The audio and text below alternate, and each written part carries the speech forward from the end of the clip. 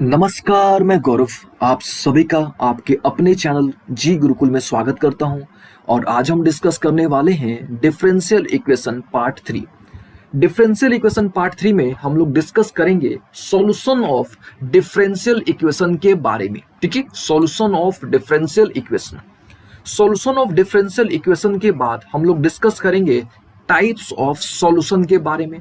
फिर हम लोग डिस्कस करेंगे कि भैया सॉल्यूशन किस प्रकार से, यानी जो भी आपके पास डिफरेंशियल इक्वेशन गिवन है उसका हम लोग किस प्रकार से सॉल्यूशन फाइंड आउट करें। ठीक है, हम लोग मेथड के बारे में डिस्कस करेंगे। ठीक है, तो ये हमारे आज के क्लास का टारगेट है। क्या है भैया?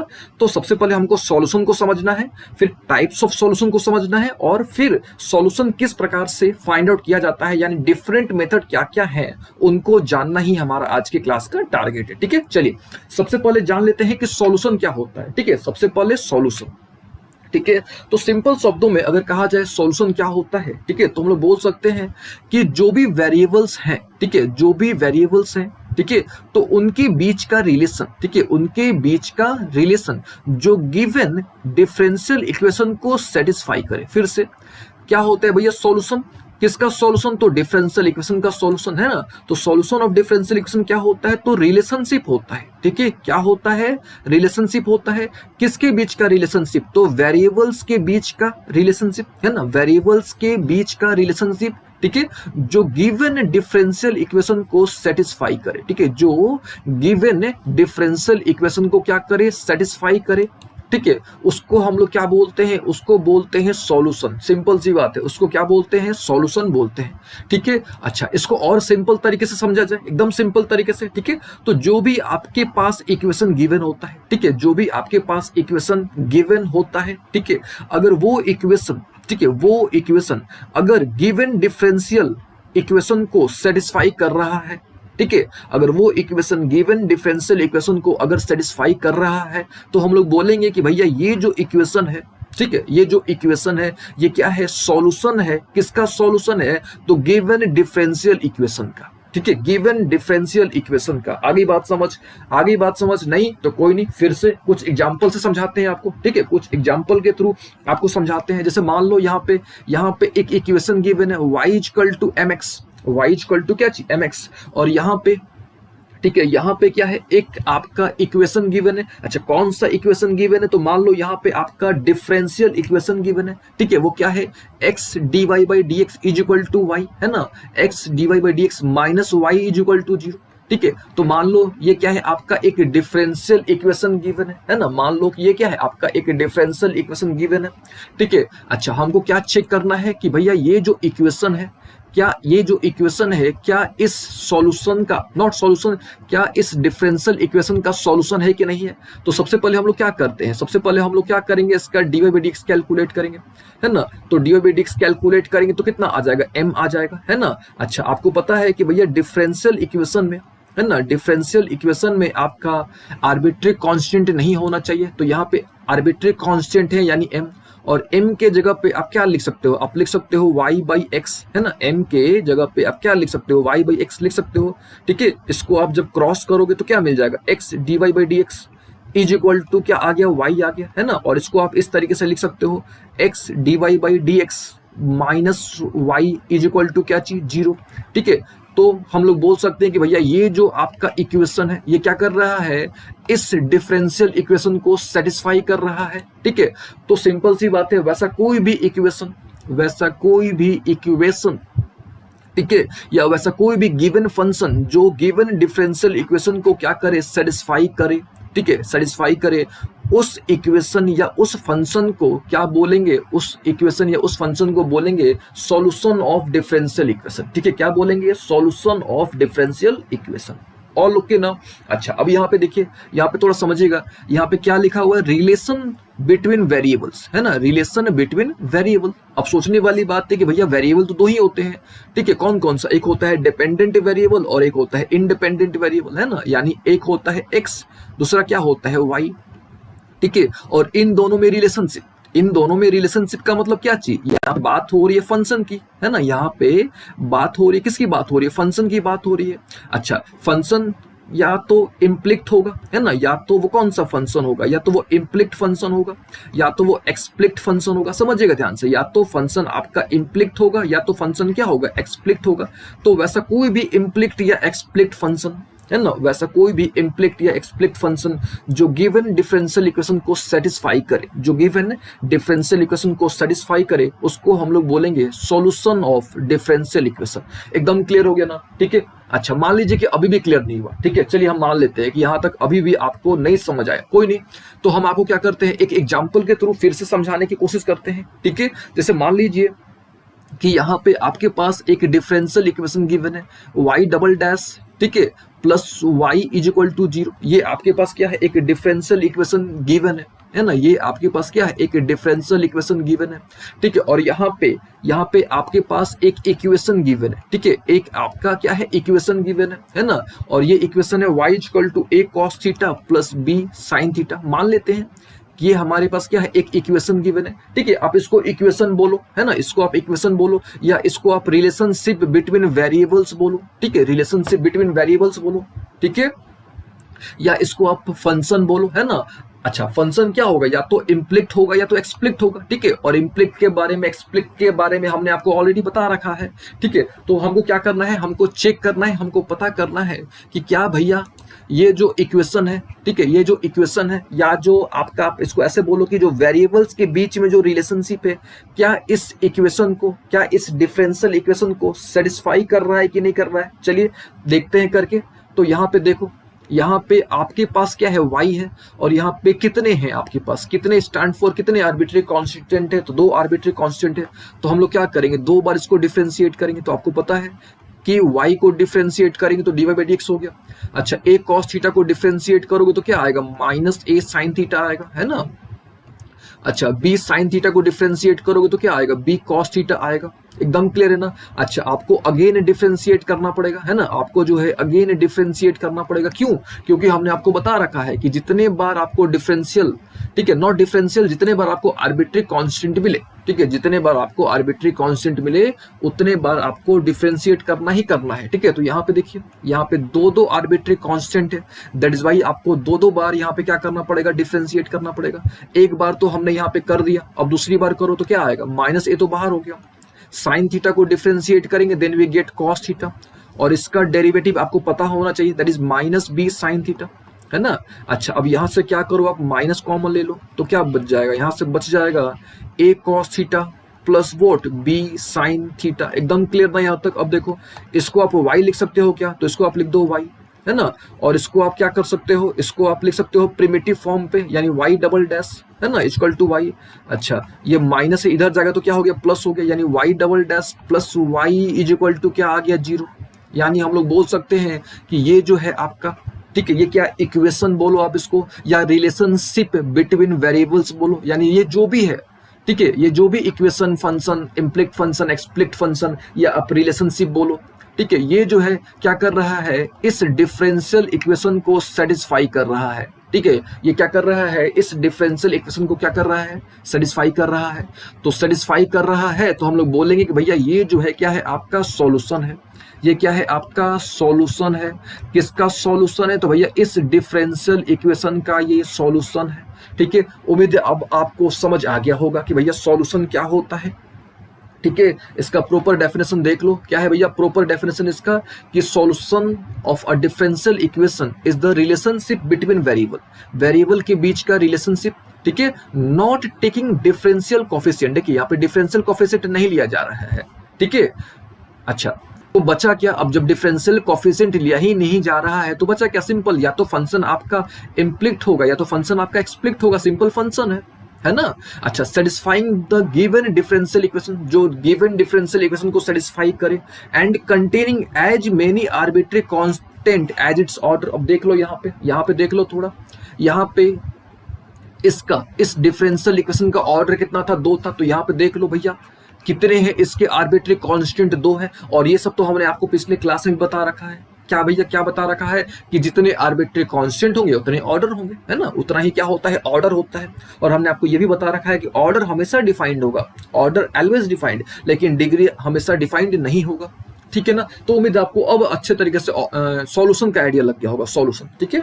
चलिए अब जब सॉल्यूशन का आइडिया लग गया तो आगे बढ़ते हैं। अब देखा जाए कि भैया टाइप्स ऑफ सॉल्यूशन, है ना, टाइप्स ऑफ सॉल्यूशन क्या होता है, ठीक है। तो दो तरह के सॉल्यूशंस मिलेंगे आपको। एक मिलेगा जनरल सॉल्यूशन, ठीक है, एक क्या मिलेगा, जनरल सॉल्यूशन, ठीक है। दूसरा क्या मिलेगा, दूसरा मिलेगा पार्टिकुलर सॉल्यूशन। याद रखिएगा दो तरह के आपको सॉल्यूशंस मिलेंगे।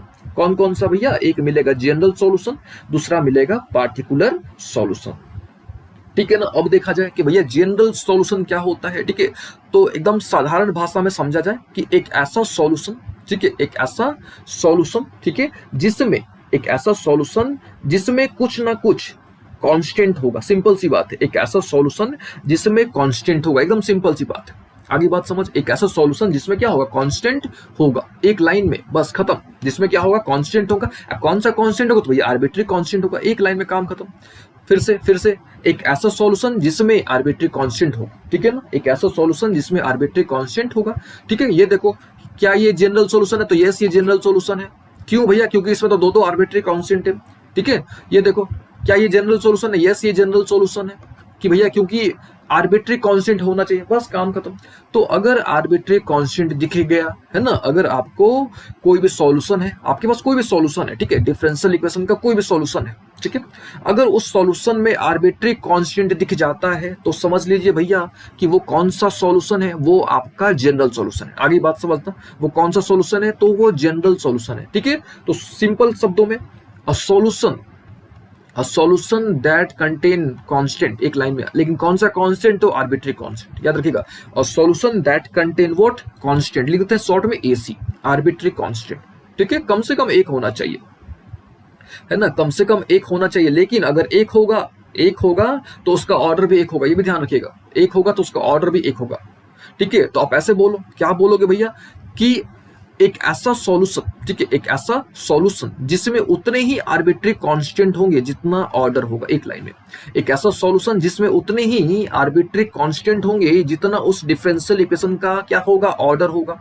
आगे बात समझना। चलिए यहाँ पे देखो भैया, ये एक डिफरेंशियल इक्वेशन है क्या, इसका ऑर्डर कितना है, 2, इसका ऑर्डर कितना है, 2। अब देखो यहाँ पे एक सिंपल सा सॉल्यूशन दिया हुआ है। अब सोचो, क्या ये जनरल सॉल्यूशन है, तो यस ये है, क्योंकि भैया यहाँ पे आर्बिट्री कांस्टेंट कितना है, 2। यहाँ जो आर्बिट्री कांस्टेंट है वो कितना है, 2 है। आरी बात समझना, यहाँ जो आर्बिट्री कांस्टेंट है वो कितना है, 2 है, ठीक है। तो उम्मीद आपको ये जनरल सॉल्यूशन का भी आइडिया लग गया होगा। एक बार फिर से, a solution that contain arbitrary constant, ठीक है, और आर्बिट्री कांस्टेंट उतना ही होना चाहिए जितना आपका डिफरेंशियल इक्वेशन का ऑर्डर होगा, ठीक है। चलिए उम्मीद आपको ये भी समझ आ गया होगा। चलिए यहाँ पे देखिए, y equal to minus B sine X, ठीक है, क्या ये जनरल सॉल्यूशन है, तो भैया ये जनरल सॉल्यूशन नहीं है। क्यों नहीं है, क्योंकि यहाँ पे तो एक ही आर्बिट्री कांस्टेंट है ना, यहाँ पे एक ही आर्बिट्री कांस्टेंट है। लेकिन यहाँ पे ऑर्डर देख लो भैया, यहाँ पे तो ऑर्डर 2 है ना। तो सिंपल सी बात है, कोई भी सॉल्यूशन है, ठीक है, उसमें उतने ही आर्बिट्री कांस्टेंट होने चाहिए जितना उस डिफरेंशियल इक्वेशन का ऑर्डर है, ठीक है। तो उस तरह के सॉल्यूशन को क्या बोलेंगे भैया, बोलेंगे जनरल सॉल्यूशन। चलिए जनरल सॉल्यूशन हमने डिस्कस कर लिया। अब आते हैं किस पर, पार्टिकुलर सॉल्यूशन, ठीक है। एकदम साधारण भाषा में, जो आर्बिट्री कांस्टेंट था आपके पास, ठीक है, अभी तक आपके पास क्या था, जो आर्बिट्री कांस्टेंट था, ठीक है, आर्बिट्री कांस्टेंट था, सिंपल। अभी तक आपके पास क्या था, ए बी सी इस प्रकार का एम आर्बिट्री कांस्टेंट था, है ना। यहाँ पे देख लो, यहाँ भी देख लो, इनमें क्या था, केवल आर्बिट्री कांस्टेंट था, ठीक है, आर्बिट्री कांस्टेंट था। तो ये कौन सा सॉल्यूशन है, जनरल सॉल्यूशन है, ठीक है। ये भी कौन सा सॉल्यूशन, तो ये भी जीएस है। जीएस यानी क्या है भैया, तो जनरल सॉल्यूशन है। जीएस का मतलब कौन सा सॉल्यूशन, जनरल सॉल्यूशन। तो आर्बिट्री कांस्टेंट दिख गया तो जनरल सॉल्यूशन। लेकिन ध्यान देना, क्या ध्यान देना, कि अगर एक आर्बिट्री कांस्टेंट है तो डिफरेंशियल इक्वेशन का ऑर्डर एक ही होना चाहिए। अगर आपका आर्बिट्री कांस्टेंट 2 है तो आर्बिट्री कांस्टेंट अगर 2 है तो डिफरेंशियल इक्वेशन का ऑर्डर 2 होना चाहिए। मतलब जितना आर्बिट्री कांस्टेंट उतना ऑर्डर। चलिए अब देखिए, अब क्या, अगर आर्बिट्री कांस्टेंट को अगर आप वैल्यू दे देते हो, अगर जो आर्बिट्री कांस्टेंट है अगर आप उसको कुछ वैल्यू दे देते हो भैया, तो वो क्या हो जाएगा, पार्टिकुलर सॉल्यूशन हो जाएगा। सिंपल सी बात है, वो क्या बन जाएगा, वो बन जाएगा पार्टिकुलर सॉल्यूशन, ठीक है। यहाँ पे थोड़ा फील करो आप। यहाँ पे मान लो कि दिया हुआ है y equal to a cos x, ठीक है, a cos x minus b sin x, ये दिया हुआ है ना। यहाँ पे एकदम क्लियर है। तो ये एक मान लो क्या है, ये एक सॉल्यूशन है, ये क्या है, सॉल्यूशन है। पता करो कि भैया कौन सा सॉल्यूशन है। तो ये हो गया जनरल सॉल्यूशन। क्यों? क्योंकि यहाँ पे आर्बिट्री कांस्टेंट है, ठीक है, आर्बिट्री कांस्टेंट है और दो आर्बिट्री कांस्टेंट है और यहाँ पे देख लो ऑर्डर भी दो है, यानी ये जीएस हो गया। ये हो गया भैया हमारा जनरल सॉल्यूशन। और लोग के ना, अब देखो, अब इस जनरल सॉल्यूशन में दो आर्बिट्री कांस्टेंट है। अब हम दोनों की स्पेसिफिक वैल्यू डाल देते हैं। अब यहाँ पे देखो ए की वैल्यू कितनी ले ली गई है, 3 है कि ना भैया, बी की वैल्यू कितनी ले ली गई है, 2। तो यहाँ पे देखो अब क्या, अब जो आर्बिट्री कांस्टेंट था उसकी एक प्रॉपर वैल्यू ले ली गई है, ठीक है। तो अब ये जो सॉल्यूशन हो गया, इस सॉल्यूशन को क्या बोलेंगे भैया, तो पार्टिकुलर सॉल्यूशन, ठीक है ना। इस सॉल्यूशन को क्या बोलेंगे, तो भैया बोलेंगे पार्टिकुलर सॉल्यूशन, ठीक है। तो उम्मीद आपको समझ आ गया होगा, ठीक है। अब देखिए आर्बिट्री कांस्टेंट के बारे में हमने आपको पहले भी बता रखा है, एक बार रिपीट भी कर देते हैं कि आर्बिट्री कांस्टेंट होता है क्या। तो वैसा कांस्टेंट है ना, those constant that can take any value, कुछ भी ले सकता है वैल्यू, उसकी वैल्यू कुछ भी हो सकती है भैया, लेकिन but after taking a certain value it become constant. लेने को तो कुछ भी ले लेगा, लेकिन लेने के बाद वो फिक्स एक कांस्टेंट में कन्वर्ट हो जाएगा, ठीक है। तो ए बी की वैल्यू यानी जो आर्बिट्री कांस्टेंट है इसकी वैल्यू कुछ भी हो सकती है भैया, लेकिन अगर एक बार ये जो वैल्यू ले लेता है उसके बाद ये जो है ना वैल्यू उसकी चेंज नहीं होने वाली, ठीक है। तो उम्मीद है आपको समझ आ गया होगा, आइडिया लग गया होगा कि भैया जनरल सॉल्यूशन क्या होता है और पार्टिकुलर सॉल्यूशन क्या होता है, ठीक है। ये सिंपल आर्बिट्री कांस्टेंट दिख गया तो जनरल है। यहाँ पे मान लो कुछ हमने वैल्यू डाल दिया 3 cos x minus 2 sin x, है ना, यहाँ पे हमने कुछ वैल्यू डाल दिया तो ये क्या हो गया, पार्टिकुलर सॉल्यूशन, है ना। ये क्या हो गया भैया, तो ये हो गया पार्टिकुलर सॉल्यूशन। चलिए आई थिंक अब काफी हो गया, आपको हमने समझा दिया सॉल्यूशन, ठीक है। सॉल्यूशन क्या होता है, जनरल सॉल्यूशन क्या होता है एंड पार्टिकुलर सॉल्यूशन क्या होता है, ठीक है, ये हमने डिस्कस कर लिया। चलिए एक बार रिपीट कर लेते हैं। सॉल्यूशन यानी सिंपल वेरिएबल के बीच का वैसा रिलेशन, वेरिएबल के बीच का वैसा रिलेशन जो डिफरेंशियल इक्वेशन को सेटिस्फाई करे, ठीक है, या वैसा कोई भी फंक्शन वो चाहे इम्प्लिक्ट हो चाहे एक्सप्लिक्ट हो, ठीक है, जो क्या करे, सेटिस्फाई करे गिवन डिफरेंशियल इक्वेशन को, ठीक है, उसको क्या बोलेंगे, उसको बोलेंगे सॉल्यूशन। जनरल सॉल्यूशन क्या होता है, तो जनरल सॉल्यूशन एक ऐसा सॉल्यूशन, ठीक है, एक ऐसा सॉल्यूशन जिसमें उतने ही आर्बिट्री कांस्टेंट होने चाहिए जितना डिफरेंशियल इक्वेशन का ऑर्डर है। पार्टिकुलर सॉल्यूशन तो भैया अगर आप जो आपके आर्बिट्री कांस्टेंट है अगर उनको आप सर्टेन वैल्यू प्रोवाइड कर देते हो, ठीक है, तो वो क्या बन जाते हैं, वो बन जाते हैं व्हाट, पार्टिकुलर सॉल्यूशन, ठीक है। डेफिनेशन पढ़ लो एक बार आप, a solution obtained by giving particular value to arbitrary constant. Simple सी बात है, जो आर्बिट्री कांस्टेंट है उनको कुछ वैल्यू दे दो तो भैया वो क्या हो जाएगा, पार्टिकुलर सॉल्यूशन हो जाएगा। चलिए ये सब तो हो गई बात ना। अब आते हैं कैसे सॉल्यूशन फाइंड आउट करा जाता है। सॉल्यूशन तो आपको आइडिया लग गया होगा, अब देखा जाए क्या कि सॉल्यूशन किस प्रकार से फाइंड आउट किया जाता है, ठीक है। चलिए तो देखिए यहाँ पे जो है आपको टोटल 4 मेथड मिलेंगे, ठीक है, टोटल जो है आपको 4 मेथड पढ़ने हैं, ठीक है। सबसे पहला कौन सा है भैया, तो सबसे पहला आपको पढ़ना है वेरिएबल सेपरेशन, जो हम लोग आज की क्लास में डिस्कस करेंगे, वेरिएबल सेपरेशन, ठीक है। इसके बाद हम लोग डिस्कस करेंगे होमोजेनस, ठीक है, होमोजेनस। उसके बाद हम लोग डिस्कस करेंगे लीनियर, उसके बाद एग्जैक्ट, ठीक है। लेकिन आज के क्लास में हम लोग केवल वेरिएबल सेपरेबल, ठीक है, नाम से क्लियर देखो, वेरिएबल सेपरेबल ही हम लोग डिस्कस करेंगे, ठीक है। चलिए तो थोड़ा सा वेरिएबल सेपरेबल सॉल्यूशन तो हमने समझ लिया है ना। अब बात आती है कि सॉल्यूशन निकाला कैसे जाए, यानी मेथड क्या है, यानी डिफरेंट मेथड क्या है, ठीक है। किसके डिफरेंट मेथड, तो भैया डिफरेंशियल इक्वेशन के सॉल्यूशन निकालने के डिफरेंट मेथड क्या है, ठीक है। तो देखिए मेनली हम लोग 4 मेथड के बारे में डिस्कस करेंगे, ठीक है, ओनली 4 मेथड हम लोग डिस्कस करेंगे, ठीक है। सबसे पहला मेथड क्या है, तो सबसे पहला मेथड है वेरिएबल सेपरेबल, ठीक है। उसके बाद हम लोग डिस्कस करेंगे होमोजेनस, फिर लीनियर और फिर एग्जैक्ट, ठीक है ना। लेकिन आज के क्लास में हम लोग केवल वेरिएबल सेपरेबल मेथड ही डिस्कस करेंगे, ठीक है। आज के क्लास में हम लोग केवल वेरिएबल सेपरेबल मेथड ही डिस्कस करेंगे, ठीक है। चलिए अब थोड़ा समझ लेते हैं कि भैया वेरिएबल सेपरेबल का मतलब क्या होता है, ठीक है। वेरिएबल सेपरेबल का मतलब क्या होता है, ठीक है। देखो नाम से क्लियर है, नाम से क्लियर है, वेरिएबल सेपरेबल एकदम नाम से क्लियर है, सेल्फ डिफाइंड टर्म है। कैसे भैया, तो यहां पे आपने क्या करना है, वेरिएबल को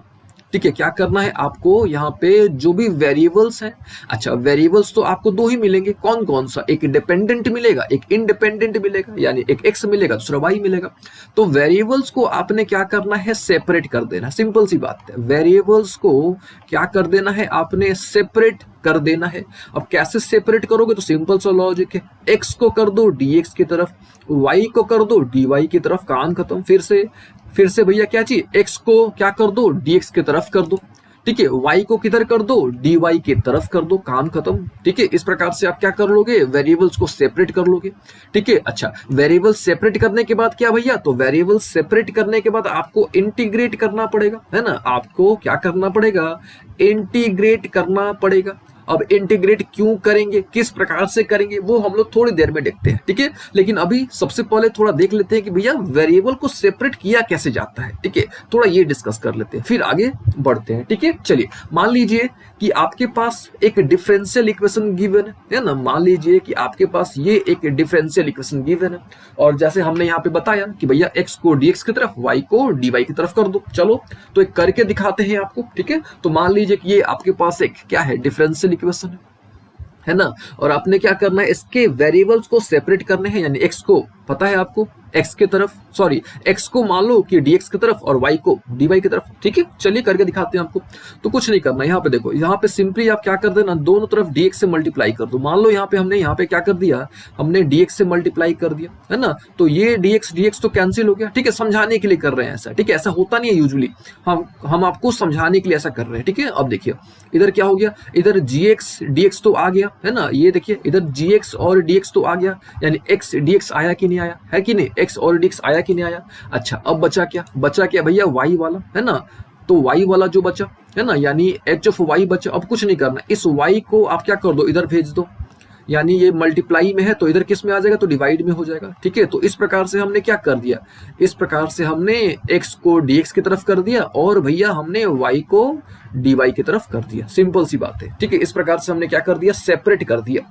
ठीक है, क्या कर दिया हमने, सेपरेट कर दिया। ठीक है, और ये जो आपका डिफरेंशियल इक्वेशन था, अब ये देखिए इस फॉर्मेट पर आ गया, है ना। ठीक है, यहां तक क्लियर हो गया ना, किस फॉर्मेट पर आ गया, देख लीजिए आप, एक्स जो है एक्स की तरफ आ गया, वाई जो है वाई की तरफ आ गया। ठीक है, यहाँ पे देखिए आपको ज्यादा समझ आएगा। ठीक है, यहाँ पे देखिए, यहाँ पे जो x था वो x की तरफ आ गया, नॉट x की तरफ, x जो था वो dx की तरफ आ गया, जो y था वो dy की तरफ आ गया। एकदम क्लियर है ना। अच्छा, उसके बाद हमने आपको क्या बताया कि भैया पहले वेरिएबल्स को सेपरेट कर लो, यानी x को dx की तरफ, y को dy की तरफ, फिर क्या करो, इंटीग्रेट कर दो, है ना, फिर क्या करोगे, आपको इंटीग्रेट करना होगा। चलिए अब यहाँ से अब क्या करना है, अब यहाँ से सिंपली आपने इंटीग्रेट कर देना है। इंटीग्रेट करोगे तो आपको सॉल्यूशन मिल जाएगा, है ना, इंटीग्रेट करोगे तो आपको क्या मिल जाएगा, सॉल्यूशन मिल जाएगा। आ रही बात समझना। ठीक है, ये तो हो गई बात। अब आपको कुछ एग्जाम्पल के थ्रू समझाते हैं। ठीक है, कुछ एग्जाम्पल्स के थ्रू। अब देखो, जैसे यहाँ पे देखो, यहाँ पे एक डिफरेंशियल इक्वेशन गिवन है ना, यहाँ पे क्या है, एक डिफरेंशियल इक्वेशन गिवन है। तो इसका हमने क्या करना है, इसको हमने सबसे पहले इसके वेरिएबल्स को सेपरेट करना है, यानी x को किधर, dx की तरफ, y को किधर भैया, तो dy की तरफ। चलो करके दिखाते हैं। ठीक है, तो ये हमारे पास क्या था, ये हमारे पास एक डिफरेंशियल इक्वेशन था। ठीक है, तो हमने क्या किया, हमने ये जो y था, यहाँ पे देखिए ये जो y था, इस y को जो कि मल्टीप्लिकेशन में था, इसको हमने डिवीजन में ला दिया, और ये जो आपका dx जो था, ये जो dx था, ये जो था ना dx आपका, जो किस में था, डिवाइड में था, उसको हमने मल्टीप्लाई में कर दिया। देखो इस प्रकार से हमने क्या कर दिया, वेरिएबल को सेपरेट कर दिया, है ना, वेरिएबल्स को हमने क्या कर दिया, सेपरेट कर दिया, यानी x को x की तरफ कर दिया और y को x को dx की तरफ कर दिया। देखिए बोलने में ऊपर नीचे हो जाता है कभी कभी, तो x को dx की तरफ कर दिया और y को dy की तरफ कर दिया। चलिए अब ये देखो, अभी क्या बन गया आपका, dy बाई y, है ना, और इधर क्या हो गया, dy by y is equal to 5x dx। यहां तक क्लियर हो गया। अब आपने क्या कर देना है, सिंपली इंटीग्रेट कर देना है। ठीक है, इंटीग्रेट करोगे आपको रिजल्ट मिल जाएगा, रिजल्ट स्टैंड फॉर आपको सॉल्यूशन मिल जाएगा। आगे बात समझना। चलिए यहां तक हो गई बात। अब क्या किया जाए, अब कुछ क्वेश्चंस किया जाए। ठीक है, क्योंकि बिना क्वेश्चन किए आपको आइडिया नहीं लगने वाला। ठीक है, चलिए तो आपको ओवरऑल तो आइडिया लग गया होगा कि भैया करना क्या है, वेरिएबल सेपरेबल मेथड में करना क्या होता है। ठीक है, फिर से एक बार रिपीट कर देते हैं, एक्स को dx की तरफ, y को dy की तरफ कर दो, इंटीग्रेट कर दो, आपको सॉल्यूशन मिल जाएगा। चलिए अब एग्जाम्पल समझते हैं। ठीक है, थोड़ा एग्जाम्पल करते हैं तो आइडिया हो पाएगा। चलिए देखिए, पहला क्वेश्चन देखो आप यहाँ पे आपके पास क्या है भैया, एक डिफरेंशियल इक्वेशन गिवन है ना, एक डिफरेंशियल इक्वेशन गिवन है। अब डिफरेंशियल इक्वेशन गिवन है तो क्या करना है, सबसे पहले क्या करना है भैया, अपने सबसे पहले आपको वेरिएबल्स को सेपरेट करना है। ठीक है, तो यहाँ पे देखो ये क्या है, 1 प्लस एक्स है। ठीक है, प्लस, तो अभी काम करो यहाँ से इसको, ये तो ठीक है। अब यहाँ से आप y कॉमन ले लो, है ना, यहाँ से आप y कॉमन ले सकते हो। ठीक है, तो यहाँ से y कॉमन ले लिया गया। अब यहाँ पे 1 प्लस एक्स 2 बार आ गया, और आपको बेसिक फैक्टराइजेशन तो आता होगा। तो ये क्या हो गया, 1 plus X into 1 plus Y हो गया, है ना। यानी अब हमारा इक्वेशन क्या बन गया, अब हमारा जो इक्वेशन था, लेकिन कौन सा इक्वेशन समझिएगा, डिफरेंशियल इक्वेशन। देखिए जहां भी डेरिवेटिव दिख जाए वो डिफरेंशियल इक्वेशन ही है। चलिए, तो dy by D X equal to क्या निकल गया, 1 plus X times 1 plus Y, और लोग के ना। चलिए अब क्या किया जाए, अब आपको पता है क्या करना है ना। अब जो है क्या करना, अब हमने x को dx की तरफ, y को dy की तरफ, चलिए कर देते हैं।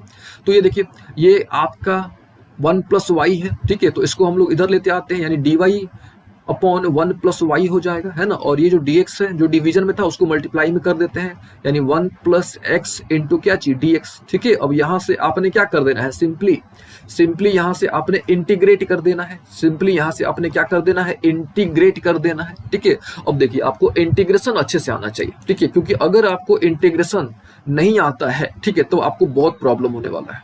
ठीक है, इंटीग्रेशन, और इंटीग्रेशन हमने आपको बहुत अच्छे तरीके से विथ ट्रिक्स, बहुत सारे ट्रिक्स हमने आपको ऑलरेडी बता रखा है। ठीक है, तो एक बार सबसे पहले आपने इंटीग्रेशन, है ना, मेनली आपने एनसीईआरटी के इंटीग्रेशन सबसे पहले कर लेने हैं। ठीक है, और एक बार हमने पूरा प्लेलिस्ट बना रखा है इंटीग्रेशन का। ठीक है, अभी हमने बेसिक ही उसमें लेक्चर्स डाले हुए हैं, हम उसमें बहुत जल्द उसमें कंप्लीट, उस लेक्चर को कंप्लीट करेंगे। लेकिन सबसे पहले आपने बेसिक इंटीग्रेशन का नॉलेज होना चाहिए। ठीक है ना, अब यहाँ पे देखिए अब हमने क्या कर देना है, इन दोनों को इंटीग्रेट करना है। तो आपको पता होना चाहिए कि भैया 1 अपॉन एक्स को इंटीग्रेट करोगे तो क्या मिलता है, लॉग एक्स मिलता है। ठीक है, ये आपको पता होना चाहिए। तो यहाँ पे देखिए इसको आप इंटीग्रेट करोगे, then you get what, 1 log 1 plus Y. अच्छा, आपको पता है कि भाई 1 का इंटीग्रेशन क्या होता है, तो 1 का इंटीग्रेशन आपको पता होना चाहिए, एक्स होता है। एक्स का इंटीग्रेशन क्या होता है, तो एक्स स्क्वायर प्लस 2 होता है प्लस सी। ठीक है, तो ये क्या हो गया आपका, ये हो गया सॉल्यूशन। ठीक है, ये क्या हो गया, सॉल्यूशन। किसका सॉल्यूशन, तो भैया ये हो गया डिफरेंशियल इक्वेशन का सॉल्यूशन। कैसे निकाला आपने, तो आपने वेरिएबल सेपरेबल मेथड का यूज करके ये सॉल्यूशन निकाला।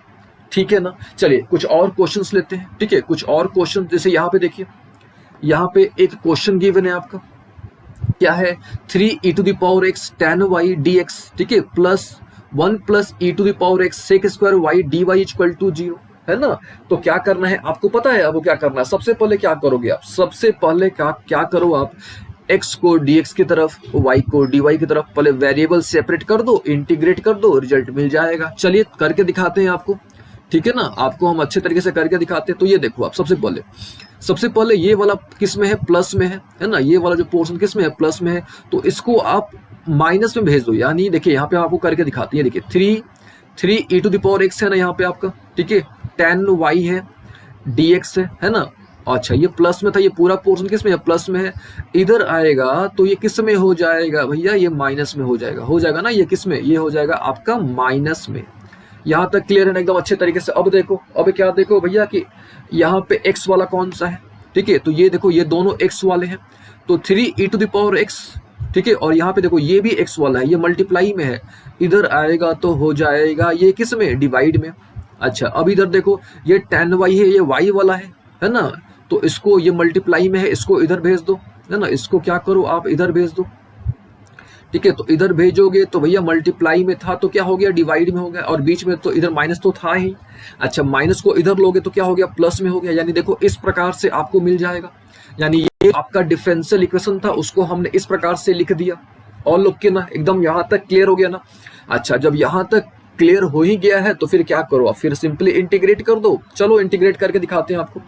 तो आपको पता होना चाहिए, क्या पता होना चाहिए कि इसको आप इंटीग्रेट करोगे, सबसे पहले 3 को बाहर निकाल दो, और e to the power x upon 1 plus e to the power x को इंटीग्रेट करोगे तो आपको ये मिलेगा। ठीक है, तो देखिए ये सब इंटीग्रेशन के बेसिक रूल्स हैं, ये सब आपको आने चाहिए। ठीक है, और हम आपसे रिक्वेस्ट कर रहे हैं कि एक बार आपने प्लेलिस्ट देख लेना है, वहां से आपको सारे कॉन्सेप्ट्स क्लियर हो जाएंगे। ठीक है, तो एक बार आप चेक कर लीजिएगा। ठीक है, तभी आपको ये चैप्टर समझ आएगा। ठीक है, अच्छा यहाँ तक क्लियर हो गया। अब देखिए अब यहाँ पे आपको इसको इंटीग्रेट करना है तो आपको एक रूल पता होना चाहिए। क्या है वो रूल? कि अगर नीचे कोई फंक्शन दिया है, अगर ऊपर उसका डेरिवेटिव गिवन है, अगर नीचे कोई फंक्शन दिया है, अगर ऊपर उसका डेरिवेटिव गिवन है, तो सिंपल आंसर हो जाता है log f x। ठीक है, क्या हो जाता है? log f of x plus c। तो इसका डेरिवेटिव देखो, यहाँ पे tan y का डेरिवेटिव sec स्क्वायर y है कि नहीं, तो इसका रिजल्ट ये आ गया। ठीक है, और यहाँ पे आप log लगा देना। तो इस प्रकार से क्या निकल गया? ये निकल गया आपका क्या?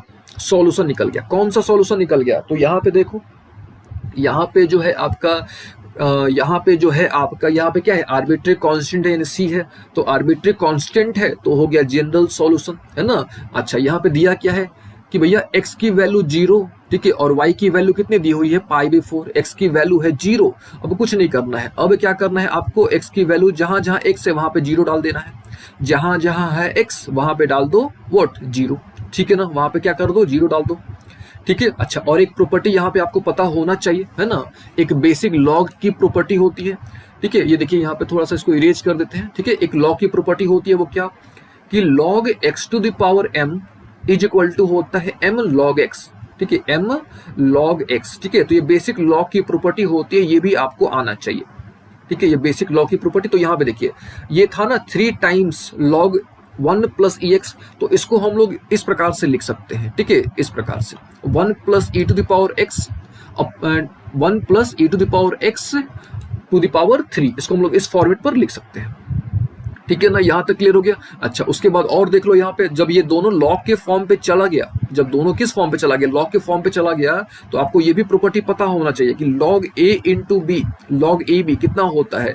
तो log a plus log b होता है। ठीक है, ये भी आपको पता होना चाहिए। तो जब ये लॉग के फॉर्म पे चला गया, ठीक है ना, जब ये लॉग के फॉर्म पे चला गया, ये भी लॉग के फॉर्म पे चला गया, तो log a plus log b के फॉर्म पे आ गया।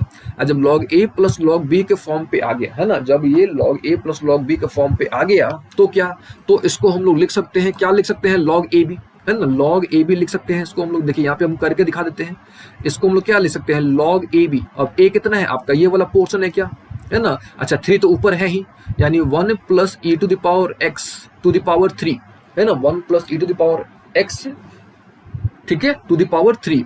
अच्छा, into what? Into tan y तो है ही, है ना, और इधर कितना था? log c था। तो ये देखिए, log और log आपका कैंसिल हो जाएगा, है ना, ये जो log है और log है, ये दोनों log क्या हो जाएगा? कैंसिल हो जाएगा। ठीक है, तो ये बचेगा, यानी 1 plus E to the power x का whole cube dot tan y is equal to क्या बच गया? c बच गया, है ना। यहाँ तक क्लियर हो गया ना। अच्छा, अब क्या? अब आपको x की वैल्यू 0 डाल देनी है और y की वैल्यू कितनी डाल देनी है? π/4 डाल देनी है। तो फिर ये वैल्यू यहाँ पे डाला गया है, तो यहाँ पे c की वैल्यू निकल गई है और c की वैल्यू वापस यहाँ पे डाल दी गई है ना। ये जो इक्वेशन आया था, ठीक है, ये जो इक्वेशन आया था, यहाँ पे हमने क्या कर दिया है? c की वैल्यू यहाँ पे पुट कर दी गई है। अच्छा, तो c की वैल्यू जब पुट कर दी गई है, तो ये जो सॉल्यूशन निकल गया, इस सॉल्यूशन को क्या बोलेंगे? इस सॉल्यूशन को बोलेंगे पार्टिकुलर सॉल्यूशन। याद रखिएगा, इस सॉल्यूशन को क्या बोलेंगे? Particular solution. ठीक है, और हमने थोड़ी देर पहले जिक्र भी किया था कि अगर आपकी c की वैल्यू, अगर आपका जो भी आर्बिट्री कांस्टेंट है, अगर उसकी वैल्यू, ठीक है, स्पेसिफाइड है, अगर उसकी वैल्यू आपको पता है, अगर उसकी वैल्यू दी हुई है तो उसको बोलेंगे पार्टिकुलर, अगर वैल्यू नहीं दी हुई है तो वो हो गया जनरल। ठीक है, तो यहाँ तक तो जनरल था। ठीक है, यहाँ तक क्या था? जनरल था। लेकिन यहाँ से हमने क्या कर दिया? लॉग की प्रॉपर्टी का यूज किया, और लॉग की प्रॉपर्टी का यूज करके हमने इस फॉर्म पे ला दिया, यानी 1 plus E to the power X cube dot tan y। फिर हमने x की वैल्यू 0 पुट करी, ठीक है, और y की वैल्यू कितनी पुट करी? π/4। तो यहाँ से हमको c की वैल्यू मिल गई, और जब c की वैल्यू मिल गई तो वापस से यहाँ पे c की वैल्यू डाल दी गई है। तो ये जो सॉल्यूशन तैयार हो गया, इसको बोलेंगे पार्टिकुलर सॉल्यूशन। ठीक है, और किस मेथड से सॉल्व किया गया है? तो ये जो है आपका वेरिएबल सेपरेबल मेथड से सॉल्व किया गया है। ठीक है, तो उम्मीद है आपको ये भी समझ आ गया होगा। ठीक है ना। चलिए नेक्स्ट क्वेश्चन जो है यहाँ पे, यानी 2 क्वेश्चन तो हमने सॉल्व किए यहाँ पे 1 2, अब बाकी के जो क्वेश्चन है 3 4 5 6, अब ये सब क्वेश्चन आपने खुद से सॉल्व करने हैं। ठीक है, ये सब जो क्वेश्चन हैं आपने क्या करना है? खुद से सॉल्व करने हैं। ठीक है, सॉल्व करिएगा। अगर आपको प्रॉब्लम होता है तो जैसे हमने आपको बता रखा है कि ये जो टेलीग्राम जो चैनल है, इस पर हमसे आप कॉन्टैक्ट कर सकते हैं। ठीक है, जी गुरुकुल करके है और ई बुक वाला करके है। ठीक है, अब दोनों में से आप किसी चैनल के थ्रू हमसे आप कॉन्टैक्ट कर सकते हैं। ठीक है, और हमने आपको नंबर भी दे रखा है, व्हाट्सएप का नंबर भी हमने आपको दे रखा है। ठीक है, अगर आपको समझ नहीं आता, कोई भी प्रॉब्लम होता है, तो आप इस नंबर से हमसे कांटेक्ट कर सकते हैं। ठीक है, और उम्मीद है कि यहाँ तक समझ आया होगा आपको। ठीक है, यहाँ तक क्लियर हो गया।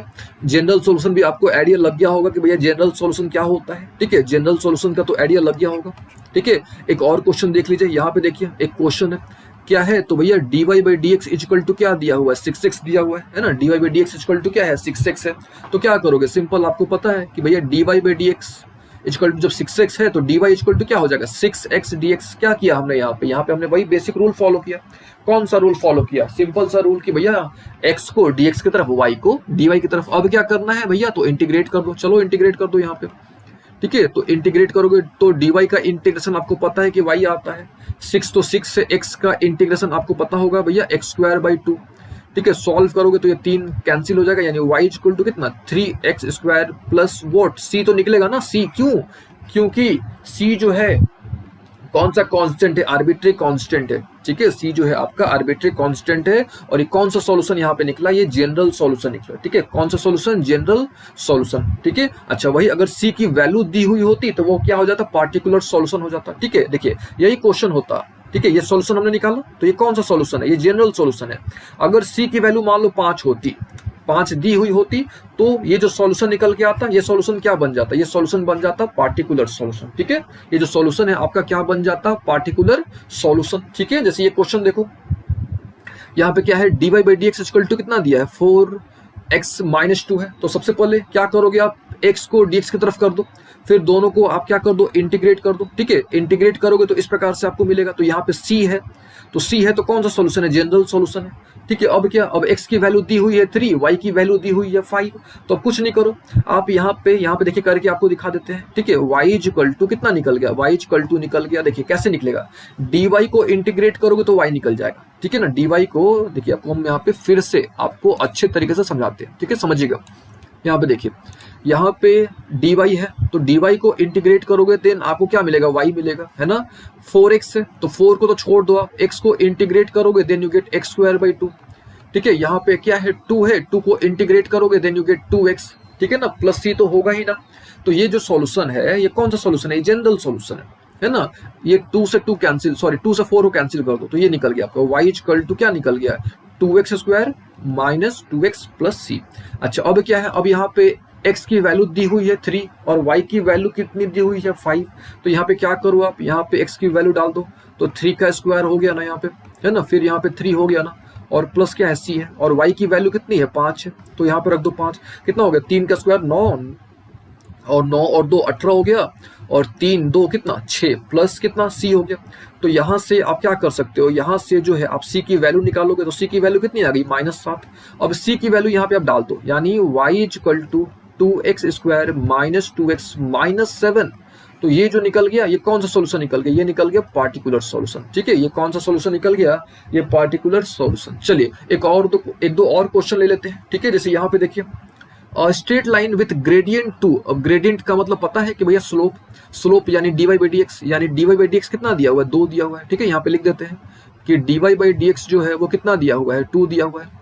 पासेस थ्रू द पॉइंट 1 3, है ना, यानी x की वैल्यू दी हुई है 1 है और y की वैल्यू कितनी दी हुई है 3। तो सबसे पहले क्या करेंगे, सबसे पहले इसको सेपरेट कर देंगे, सेपरेट करके पहले इंटीग्रेट कर देंगे, है ना। उसके बाद कुछ करेंगे तो dy का इंटीग्रेशन y हो गया, 2 का क्या हो जाएगा 2x हो जाएगा, प्लस c तो होगा ना। अब देखो किस पॉइंट से पास कर रहा है। ठीक है, ये जो स्ट्रेट लाइन है वो 1 3 से पास कर रहा है, यानी x की वैल्यू कितनी है 1 है, y की वैल्यू कितनी है 3 है। तो डाल दो यहाँ पे, तो यहाँ से c की वैल्यू निकल जाएगी, c की वैल्यू कितने निकल जाएगी 1। अब इस c की वैल्यू यहीं पे डाल देना, तो y इक्वल टू क्या हो गया 2x प्लस 1 हो गया। तो ये जो निकल गया आपका, ये पार्टिकुलर सॉल्यूशन निकल गया, और ये जो था आपका जीएस था यानी जनरल सॉल्यूशन निकल गया। ठीक है, तो यहाँ तक उम्मीद है आपको समझ आ गया होगा। ठीक है, अब देखिए, अब अगले क्लास में हम लोग सिंगुलर सॉल्यूशन के बारे में डिस्कस करेंगे, सिंगुलर सॉल्यूशन। ठीक है, अच्छा कुछ और क्वेश्चंस पहले कर लेते हैं। ठीक है, उसके बाद सिंगुलर सॉल्यूशन डिस्कस करते हैं। जैसे यहाँ पे देखिए dy बाई डी एक्स कितना दिया हुआ है 10 माइनस एक्स, है ना। तो सबसे पहले क्या करना आपको, यहाँ पे देखिए dy by D X is equal to कितना है 10 माइनस एक्स है। तो वही रूल फॉलो करना है, x को dx की तरफ, है ना, x को किधर है dx की तरफ कर दो, फिर इंटीग्रेट कर दो। ठीक है, तो dy का इंटीग्रेशन क्या हो गया y हो गया, 10 का तो पता है भैया आपको 10x, x का भी इंटीग्रेशन पता है x square upon what 2, plus c तो मैंडेटरी है, c यानी आर्बिट्री कांस्टेंट है। ठीक है ना। अच्छा यहाँ पे देखिए y की वैल्यू कितनी है -1, लेकिन y की वैल्यू -1 कब आई, जब x की वैल्यू आपने क्या रखा था, 0 रखा था। तो कुछ नहीं करो, x की वैल्यू यहाँ पे 0 रख दो, है ना, यानी put x is equal to 0 and y is equal to कितना, -1। तो यहाँ से क्या मिल जाएगा आपको, c मिल जाएगा। c कितना मिल जाएगा, -1। ठीक है, तो ये जो हो गया आपका, ये GS हो गया, यानी ये जो आपने निकाला ये GS हो गया। अच्छा, अगर आप c के जगह पे -1 डाल देते हो, ठीक है, यानी y is equal to 10x minus X square by 2 -1 अगर आप डाल देते हो, तो ये क्या हो गया, ये हो गया आपका पीएस यानी पार्टिकुलर सॉल्यूशन। ठीक है ना, ये क्या हो गया, पार्टिकुलर सॉल्यूशन।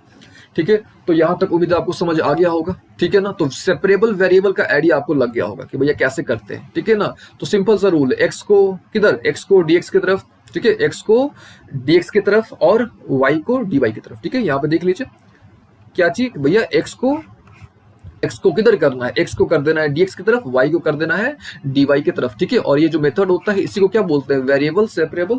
कर दो, फिर इंटीग्रेट कर दो, फिर आपको रिजल्ट मिल जाएगा। ठीक है, यहाँ पे कुछ और क्वेश्चन है जो आपको ट्राई करने हैं। ठीक है, जैसे ये क्वेश्चन देखिए, यहाँ पे दिया हुआ है आपका एक डिफरेंशियल इक्वेशन है। ठीक है, सबसे पहले उसको सिंप्लीफाई कर लो आप, सिंप्लीफाई यहाँ पे हो गया। उसके बाद आप क्या करोगे, उसके बाद इसको वेरिएबल सेपरेट कर दो, है ना। जब वेरिएबल सेपरेट करोगे तो क्या मिल जाएगा, D Y upon Y plus 1, और इधर क्या है हमारे पास, एक्स -1 dx, है ना। तो क्या करोगे, सिंपली इंटीग्रेट कर दो। इसका इंटीग्रेशन क्या होता है, log y प्लस 1। ठीक है, देखिए हम यहाँ पे फिर से बोलना चाहेंगे कि इंटीग्रेशन के बिना कुछ नहीं होने वाला है। ठीक है, इंटीग्रेशन आपको आना चाहिए अच्छे तरीके से। ठीक है, और हमने अच्छे तरीके से बता रखा है। फिर भी अगर आपको कोई प्रॉब्लम होता है तो जैसे हमने आपको लिंक दे रखे हैं, वहां से हमसे आप कांटेक्ट कीजिएगा। अगर प्रॉब्लम होता है तो आप हमको बताइएगा, हम फ्रेश उस पर कुछ अलग तरीके से इंटीग्रेशन पर लेक्चर अपलोड कर देंगे। ठीक है, देखिए एक्स का एक्स स्क्वायर बाई 2 -1 है, तो 1 का तो पता है x, ठीक है, प्लस c लगा देना। ठीक है, तो ये क्या हो गया आपका, ये हो गया सॉल्यूशन हो गया, है ना। ये क्या हो गया आपका, ये हो गया सॉल्यूशन। ठीक है, तो ये देखिए सॉल्यूशन निकल के। ठीक है, तो उम्मीद है आपको समझ आ गया होगा। ठीक है, यहाँ पे कुछ और क्वेश्चंस है। ठीक है, यहाँ पे कुछ और क्वेश्चंस है जो आपने ट्राई करने हैं। ठीक है, अब ये सब क्वेश्चंस आपने खुद से ट्राई करने हैं। ठीक है, यहाँ पे देखिए एक क्वेश्चन गिवन है। ठीक है, तो सबसे पहले इसको क्या करोगे आप, सिंपलेस्ट फॉर्म पे ला दोगे। सिंपलेस्ट फॉर्म पे लाने के बाद आपको पता है क्या करोगे आप। ठीक है, तो ये सब कुछ क्वेश्चन है जो आपने खुद से ट्राई करने हैं। ठीक है, और यहाँ पे वैल्यू भी दिया हुआ है। ठीक है, यानी यहाँ से जो आपको सॉल्यूशन मिलेगा वो कौन सा सॉल्यूशन होगा, वो पार्टिकुलर सॉल्यूशन होगा। ठीक है, यानी यहाँ से जो आपको सॉल्यूशन मिलेगा वो कौन सा सॉल्यूशन होगा, तो वो होगा पार्टिकुलर व्हाट सॉल्यूशन। ठीक है, तो ये सब एक बार आप देख लीजिएगा। ठीक है, यहाँ पे उसका सॉल्यूशन भी गिवन है, लेकिन सबसे पहले आप खुद से ट्राई करिएगा, उसके बाद आप सॉल्यूशन देखेगा। ठीक है, यहाँ भी एक क्वेश्चन है। ठीक है, यहाँ पे क्या है क्वेश्चन है, देखिए Y D Y by D X is equal to क्या है, एक्स है। ठीक है, तो वही रूल वही फॉलो करना है आपको, जो बेसिक रूल है। क्या कर देना है, दोनों तरफ इंटीग्रेट कर देना है। तो y को इंटीग्रेट करोगे तो क्या आएगा, वाई स्क्वायर बाई 2। एक्स को इंटीग्रेट करोगे तो क्या आएगा, एक्स स्क्वायर बाई 2। तो ये 2 कट करो तो क्या हो गया, वाई स्क्वायर इक्वल टू क्या चीज, एक्स स्क्वायर प्लस सी। ठीक है, तो वही बेसिक रूल है। ठीक है, आई थिंक काफी हो गया। ठीक है, काफी समय भी हो चुका है आज की क्लास का। ठीक है, तो आपने करना क्या है, यहाँ पे कुछ क्वेश्चंस हैं, ये सब आपने सॉल्व करना है। ठीक है, जैसे यहाँ पे एक क्वेश्चन है, आपको यहाँ पे जनरल सॉल्यूशन निकालना है। ठीक है, रूल आपको पता है कैसे करना है। ठीक है, सॉल्यूशन भी गिवन है, लेकिन आपने खुद से करना है। ठीक है, जैसे यहाँ पे देखिए, यहाँ पे एक क्वेश्चन है, तो इन सब का आपने क्या कर देना है, सॉल्यूशन फाइंड आउट करना है। ठीक है, यहाँ पे कुछ क्वेश्चन है। ठीक है, यहाँ पे कुछ क्वेश्चंस है, तो ये सारे क्वेश्चंस आपने सॉल्व करने, खुद से प्रैक्टिस करने हैं। ठीक है, यहाँ पे करीब आपको जो है ना 6 क्वेश्चंस यहाँ पे दिए जा रहे हैं। ठीक है, और ज्यादा क्वेश्चंस अगर आपको प्रैक्टिस करने हैं, ठीक है, तो उसका जो पीडीएफ है, ठीक है, वो हम जो है टेलीग्राम वाले ग्रुप में डाल देंगे, वहां से आप एक बार देख लीजिएगा। ठीक है, तो ये 6 क्वेश्चन ही आपको ट्राई करने हैं, और पीछे भी हमने कुछ क्वेश्चन दे रखे हैं, वो भी कुछ क्वेश्चन आपने सॉल्व करने हैं। ठीक है, ये भी एक क्वेश्चन ट्राई कर लीजिएगा। ठीक है, और ये सब क्वेश्चन है, ये देखिए 7 क्वेश्चन हो गए। एक ये क्वेश्चन हो गया, फिर एक यहाँ पे क्वेश्चन है, यहाँ पे एक क्वेश्चन है, फिर यहाँ पे कुछ क्वेश्चन है। इन क्वेश्चन को आपने ट्राई करना है। ठीक है, और वही बेसिक रूल फॉलो करना है जो हमने आपको बता दिया। ठीक है, और अगले क्लास में, ठीक है, अगले क्लास में जो है हम लोग डिस्कस करने वाले हैं होमोजेनस के बारे में। ठीक है, होमोजेनस सॉल्यूशन। ठीक है, नॉट होमोजेनस सॉल्यूशन, इसको आप ऐसे बोलो कि हम लोग होमोजेनस मेथड के बारे में डिस्कस करने वाले हैं। ठीक है, होमोजेनस मेथड। ठीक है।